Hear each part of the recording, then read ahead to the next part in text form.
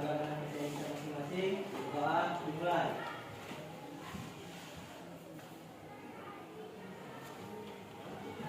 Doa selesai. Ya, untuk hari ini saya akan mengabsen. Siapa yang tidak hadir ya, Nak? Oh ya, semua hadir ya. Saya senang kalau kalian ternyata untuk belajar kimia itu selalu antusias.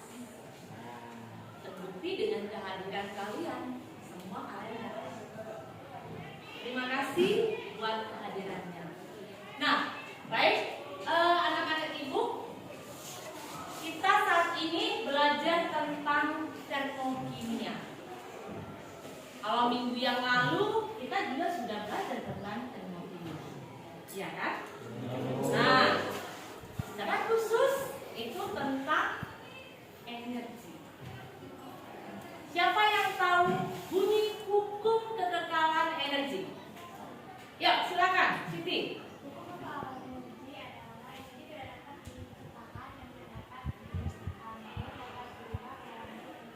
Ya, siapa lagi? Siapa lagi yang bisa?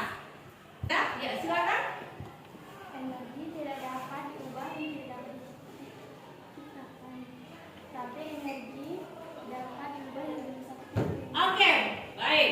Terima kasih. Jadi, itulah hukum kekekalan energi yang sudah kita pelajari minggu yang lalu.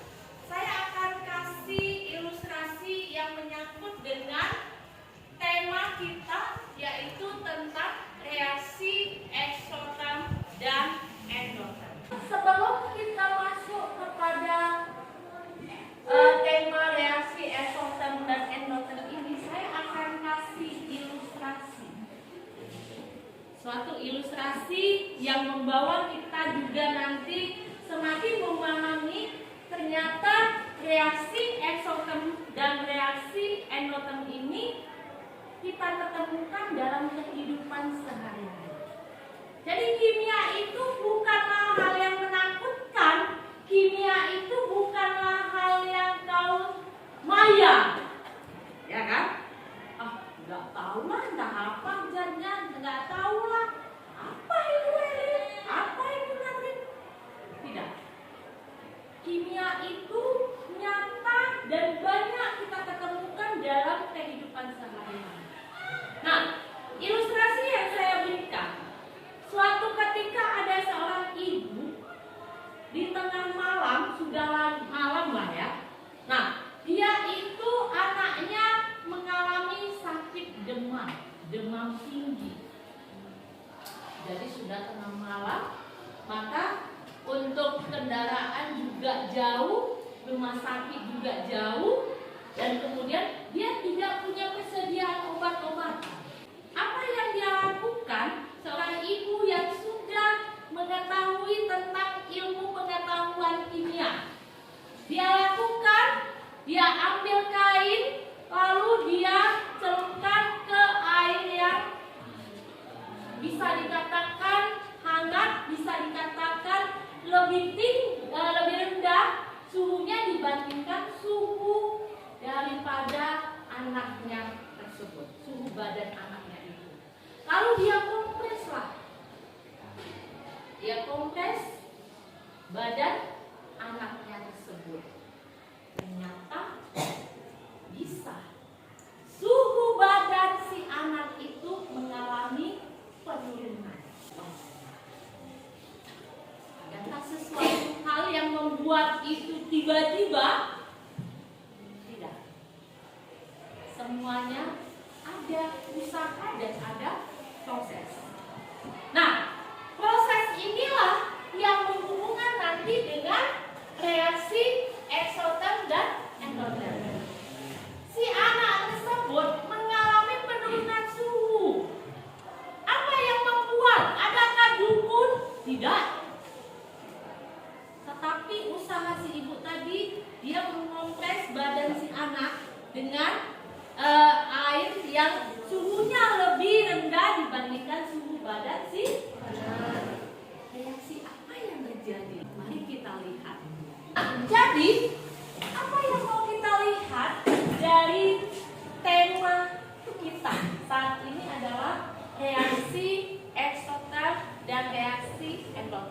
kemarin saya sudah kasih literasi kepada kamu.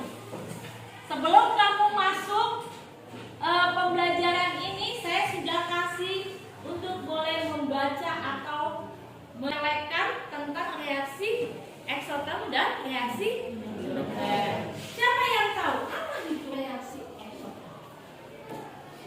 Ya coba Anastasia.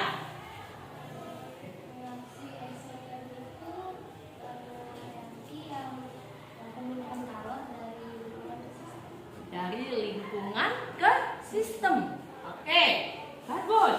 Good. Tepuk tangan buat Anastasia. Siapa lagi? Siapa lagi? Itu hasil literasi dia. Saya belum menjelaskan, tetapi itu hasil literasi dia. Ada lagi yang tahu tentang reaksi eksoterm?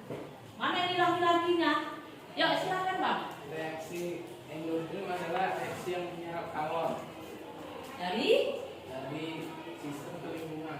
dari sistem ke lingkungan. Dari sistem ke lingkungan yang menyerap kalor. Ya, sudah bagus. Tapi apakah yang dia katakan itu sesuai dengan teori ini? Ya, tepuk tangan buat teman kamu. Ini kita lihat. Kita harus mengetahui bahwasanya sistem itu adalah fokus. Nah, di luar daripada sistem itulah yang disebut dengan lingkungan.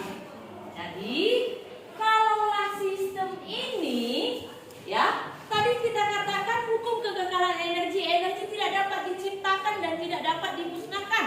Namun energi itu dapat diubah dari satu bentuk ke bentuk yang lain. Bahkan energi itu juga dapat berpindah dari yang namanya sistem ke lingkungan atau dari lingkungan ke sistem. Itulah energi, dia dapat berpindah. Kalau ada 9 energi yang kita ketahui, saat ini kita hanya bahas tentang satu aja jenis energi, yaitu energi kalor atau panas. Sudah paham? Paham? Apa yang terjadi? Ini saya buat demonstrasi. Ini adalah air panas yang suhunya 80 derajat Celcius. Ya, sedangkan ini air es yang suhunya 4 derajat Celcius. Ya, 4 derajat Celcius. Nah, apa yang terjadi kalau ini kita diamkan, lalu ini juga kita diamkan, maka dia akan adalah titik-titik air di luar daripada sistem. Misalkan air dingin tadi, air es tadi adalah sistem. Lalu di luar daripada itu adalah lingkungan. Nah, ini juga, ini air panas, ini sistem. Di luar daripada ini adalah lingkungan. Nah, apa yang terjadi pada kedua wadah ini? Apa yang terjadi setelah beberapa menit kemudian? Itu ada titik-titik air di samping atau dikatakan itu ke lingkungan. Air yang panas pada wadah air yang berisi air es, apa yang terjadi? Sudah bagikan LKPD untuk lembar kegiatan peserta didik yang sudah saya bagikan. Tolong kamu kerjakan nanti. Sudah? Kerjakan? Nanti 3 hari lagi saya akan tagih. Oke, ya. Jadi sekian dulu pembelajaran kita hari ini. Nah, untuk ke depan kita akan bahas lagi tentang jenis-jenis perubahan entalpi. Oke, sampai di sini. Terima kasih buat anak-anak ibu. Tetap semangat dan lanjutkan untuk literasi ke depan. Terima kasih.